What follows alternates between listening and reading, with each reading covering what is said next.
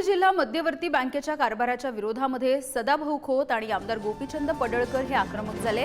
जिल्हा बँकेचं संपूर्ण संचालक मंडळ बरखास्त करावं, मागच्या अध्यक्ष आणि संचालक मंडळावरती गुन्हे दाखल करावेत आणि बँकेवरती तात्काळ प्रशासक नेमावेत अशी मागणी आमदार गोपीचंद पडळकर यांनी केली आहे। या मागणीसाठी सांगली जिल्हा मध्यवर्ती बँकेवरती 25 जूनला चाबूक मोर्चा काढला जाणार आहे। बघा, ह्या सगळ्यांचा मोडक्या जयंत पाटील आहे, त्यांच्या ताब्यात ही सत्ता आहे।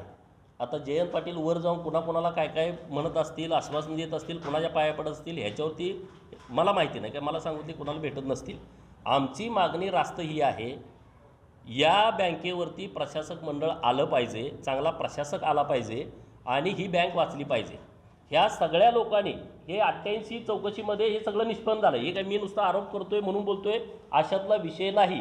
हे जे मी मुद्दे तुम्हाला सांगितले किंवा काही मुद्दे मला सांगता आले नाहीत वेळेअभावी, तर हे सगळे मुद्दे चौकशीमध्ये निष्पन्न झालेले आहेत। या चौकशीमध्ये निष्पन्न झालेल्या मुद्द्यामध्ये त्यांच्यावरती जबाबदारी निश्चित झाली पाहिजे संचालक मंडळावरती।